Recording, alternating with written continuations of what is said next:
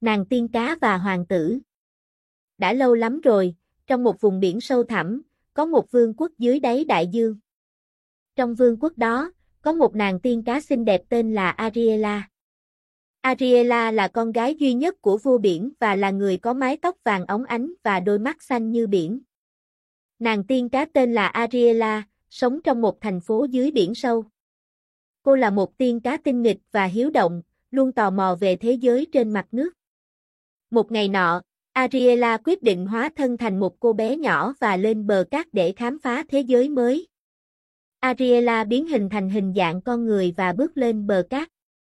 Cô cảm nhận được cảm giác khác lạ và tò mò về mọi thứ xung quanh. Cô chạy trên bờ cát, đắm mình trong những cánh đồng hoa và cảm nhận ánh nắng mặt trời ấm áp trên da. Trên bờ cát, Ariela gặp một cậu bé tên là Peter. Peter là một cậu bé hiếu động và luôn tìm kiếm những cuộc phiêu lưu. Hai người trở thành bạn thân và bắt đầu khám phá thế giới trên bờ cát cùng nhau. Ariela và Peter đi qua rừng rậm, leo núi và khám phá những con suối nước trong xanh. Cô bé tiên cá cảm nhận được niềm vui và tự do của cuộc sống trên cạn. Ariela và Peter cùng nhau chơi đùa và khám phá những điều mới mẻ. Tuy nhiên, Ariela nhớ về ngôi nhà dưới biển sâu và những bạn bè của mình. Cô biết rằng cuộc phiêu lưu trên bờ cát chỉ là một phần trong cuộc sống của mình. Cô quyết định trở về biển để chia sẻ những trải nghiệm thú vị với bạn bè của mình. Với sự chia tay đầy tiếc nuối, Ariela nói lời tạm biệt Peter và trở về dưới biển sâu. Cô nhớ mãi những kỷ niệm đáng nhớ và sự tự do trên bờ cát. Ariela biết rằng thế giới của cô là biển cả, nhưng cô đã khám phá được một phần của thế giới khác và trở nên giàu có trong lòng. Một ngày nọ, trên mặt biển xảy ra một trận hỏa hoạn lớn, lửa bốc cháy khủng khiếp. Có một con thuyền chở theo một hoàng tử tên là Alexander đang đi trên con tàu của mình, bất ngờ con tàu bốc cháy và anh bị rơi xuống biển, anh đã la lên cầu cứu mọi người. Trong lúc nguy kịch, nàng tiên cá tên là Ariela nghe thấy tiếng vang xin cứu giúp của hoàng tử. Cô nhanh chóng bơi đến và tìm cách cứu anh, cô gọi chú cá voi bạn thân đến trợ giúp, chú cá voi cho anh nằm lên lưng mình và đưa anh lên một tảng san hô. Sau đó chú cá voi nói với nàng tiên cá, hoàng tử an toàn rồi, mình đi thôi, nói rồi chú cá voi bơi đi. Nhưng nàng tiên cá Ariela thì vẫn ngồi lại đó. Sau khi tỉnh dậy, hoàng tử Alexander nhận ra cô gái ngồi trước mặt mình chính là cô bé chơi đùa trên cát ngày xưa. Nhìn thấy Ariela, hoàng tử đã bị mê hoặc bởi vẻ ngoài vô cùng xinh đẹp của cô. Hai người họ kết thành bạn bè thân thiết và dần dần họ phát hiện ra rằng họ có nhiều điểm chung và tình cảm sâu sắc dành cho nhau. Nhưng cô biết rằng cô không thể ở bên cạnh anh, vì cô là nàng tiên cá. Một lần nữa cô lại im lặng rời xa anh. Về lại biển, hàng ngày cô nô đùa cùng đàn cá nhỏ xinh đẹp, cô rất tốt bụng, thường giúp đỡ những bạn cá con gặp nạn, nên cô được mệnh danh là nữ hoàng cá tốt bụng. Một hôm nọ khi đang bơi trên những rặng san hô thì tình cờ cô bị kẹt đuôi vào một tảng đá lớn, dù cố hết sức cô cũng không thể đẩy cái lồng bật ra được. Đàn cá bé thấy cô bị mắc kẹt thì rất lo lắng, chúng đến giúp nhưng sức chúng thì yếu mà tảng đá thì nặng quá, chúng không thể xê dịch được.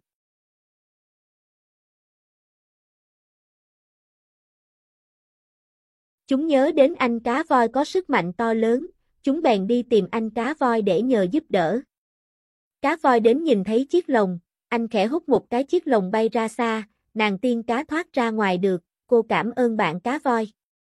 Từ đó cô và cá voi trở thành đôi bạn thân, họ thường hay chơi đùa cùng nhau. Mỗi ngày, Ariela ngồi bên cửa sổ của căn hầm biển và nhìn những con tàu lướt qua. Cô ước mơ về cuộc phiêu lưu trên mặt đất, nơi có những cánh đồng xanh tươi, những ngọn núi cao và những thị trấn nhộn nhịp. Tò mò mơ mộng về cuộc sống người trần. Một ngày, Alexander lỡ nghe lời đồn về một ác ma độc ác đang trỗi dậy từ ngục tối sâu nhất của đại dương. Ác ma này tên là Malachi, có sức mạnh đen tối và mục tiêu hủy diệt vương quốc biển. Ariela quyết định rời bỏ cung điện và tìm kiếm một cách để ngăn chặn Malachi. Trên hành trình của mình, cô gặp gỡ một hoàng tử tên là Alexander. Và nhận ra anh chính là cậu bé Peter ngày nào, nay anh đã là một hoàng tử này tài giỏi và dũng cảm, và cũng đang tìm cách để đối đầu với Malachi. Ariela và Alexander quyết định hợp tác để đánh bại ác ma. Họ phải đối mặt với nhiều thử thách và mối nguy hiểm trong cuộc hành trình của mình. Tuy nhiên, qua sự kiên nhẫn và lòng tin vào nhau, cả hai vượt qua mọi khó khăn và trở nên mạnh mẽ hơn. Cuối cùng, Ariela và Alexander đến được ngục tối sâu nhất, nơi Malachi đang đợi. Ác ma tung ra những phép thuật tối tăm, nhưng nhờ vào sự đoàn kết và sự quyết tâm, cặp đôi này chiến thắng ác ma. Sau khi ác ma bị tiêu diệt, linh hồn hắn đã nhập vào hoàng tử Alexander, tràn biến thành ác quỷ tà ác. Ác quỷ này tên là Mokdesi, có sức mạnh đen tối và tình yêu dành cho sự hủy diệt. Mokdesi muốn chiếm lấy vương quốc và biến nó thành một địa ngục dưới đáy biển. Ariela, với trái tim dũng cảm và mong muốn cứu hoàng tử Alexander, bảo vệ vương quốc của mình, quyết định đối đầu với Mokdesi. Nhưng để chiến thắng ác quỷ, cô cần Ariela tìm kiếm một vật phẩm huyền thoại, chiếc trident của sức mạnh. Cuộc hành trình của Ariela dẫn cô vào những ngọn rừng san hô sâu thẳm và những hang động tăm tối. Cô gặp gỡ các loài sinh vật biển khác nhau và nhờ vào trí thông minh và lòng dũng cảm của mình, Ariela vượt qua những thử thách và môi trường nguy hiểm. Cuối cùng, Ariela tìm thấy chiếc trident của sức mạnh ở một ngọn núi lửa dưới đáy biển. Nhưng để nắm bắt được sức mạnh của trident, cô phải đối mặt với những thử thách tinh vi do Mokdesi tạo ra. Vượt qua mọi thử thách, Ariela cuối cùng chiến thắng và nắm bắt được chiếc trident của sức mạnh. Với sức mạnh mới này, cô trở thành một người hùng và quay về vương quốc của mình để đối đầu với Mokdesi. Trận chiến cuối cùng diễn ra giữa Ariela và Mokdesi. Ác quỷ tàn ác tung ra những phép thuật đen tối nhưng Ariela không bỏ cuộc. Bằng sự kiên nhẫn, sự thông minh và sức mạnh của chiếc trident, cô đánh bại Mokdesi và đuổi ác quỷ ra khỏi vương quốc. Nhưng trong tại vương quốc của Ariela vẫn còn chân tay của ác quỷ Mokdesi ẩn thân. Đấy là Morgana, cô đã lập kế hoạch để tạo ra một cuộc hỗn loạn trong vương quốc. Cô đã lừa dối Ariela bằng một phép thuật đen tối, cô nuôi nấng âm mưu nhập lại linh hồn Mokdesi vào hoàng tử, trở thành một con quái vật hung dữ mang linh hồn của ác quỷ. Mokdesi đặt lên hoàng tử Alexander một lời nguyền của xứ sở ma quốc, hoàng tử bị phong ấn trong động ma vương, nơi mà có ai có thể chạm được tới. 1000 năm sau khi linh hồn ma vương sẽ nhờ thân thể của hoàng tử và hồi sinh trở lại.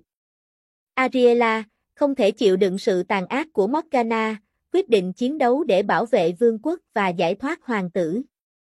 Với sự giúp đỡ của các bạn của mình, Ariela tìm đến Ngụy Quận nổi tiếng với sự hiểu biết về phép thuật, nàng sẵn sàng nhận lời để có được họ giúp đỡ. Họ đã cùng nhau tìm ra một phương pháp để phá vỡ phép thuật của Morgana.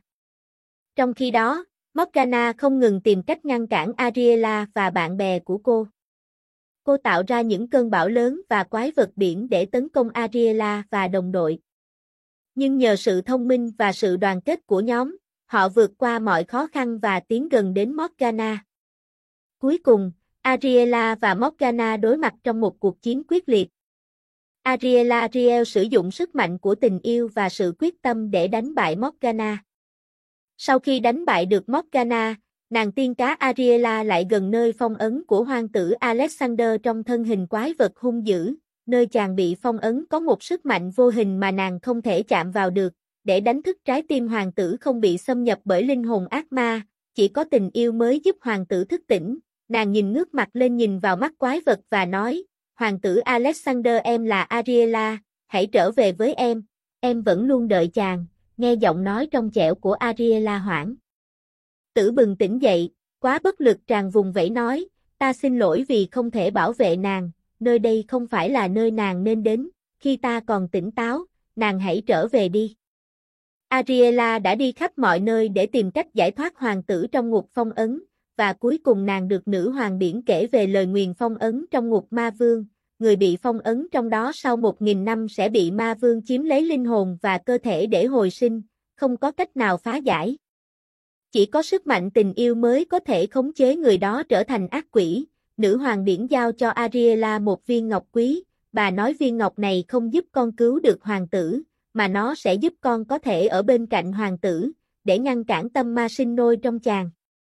Sau 1000 năm nếu không chiếm được linh hồn và thể xác của người phong ấn, linh hồn ma vương tự khắc tan thành khói bụi. Để ngăn cản linh hồn hoàng tử bị ma vương chiếm lấy, Ariela đã quyết tâm ở lại nơi phong ấn cùng hoàng tử, nhờ có viên ngọc nữ hoàng biển tặng, cô có thể vượt qua sức mạnh phong ấn lại gần nơi hoàng tử ở, cô luôn kề cận hoàng tử không rời nửa bước, nơi phong ấn của địa ngục trần gian vốn lạnh lẽo quanh năm, trở nên ấm áp lạ kỳ trong tâm hồn họ, hàng ngày chàng chịu dày vò đau đớn trong ngục phong ấn, nhưng vẫn luôn hạnh phúc vì có Ariela bên cạnh bầu bạn, nhưng hoàng tử không biết là bên. Trong nơi tràng phong ấn lửa quanh năm vẫn thiêu đốt hừng hực, thì ở bên ngoài nơi Ariela nằm lạnh giá vô cùng, ngày này qua tháng nọ, cô hóa đá tự bao giờ, nhưng trên môi vẫn nở nụ cười hiền hậu nhìn tràng.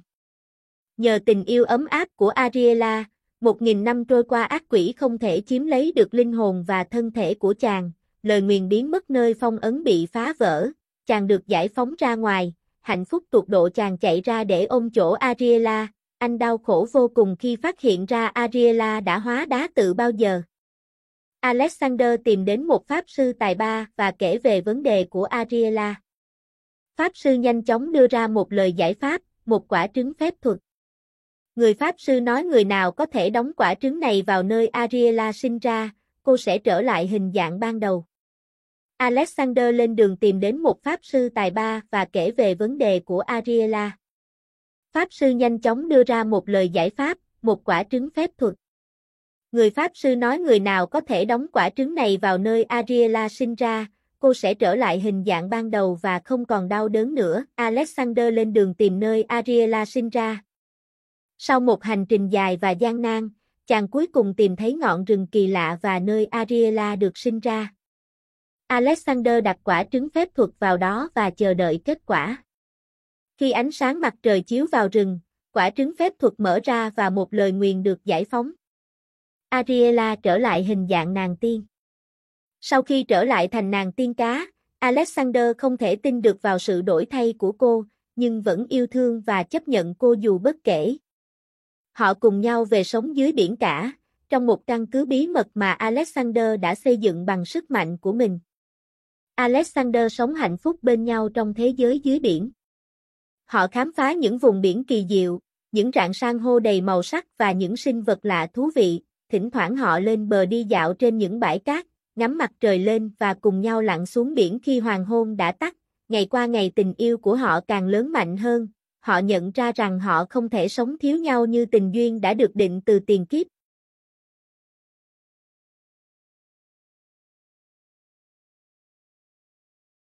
Cảm ơn đã xem. Nếu thấy hay hãy bấm like and đăng ký kênh cho mình nhé.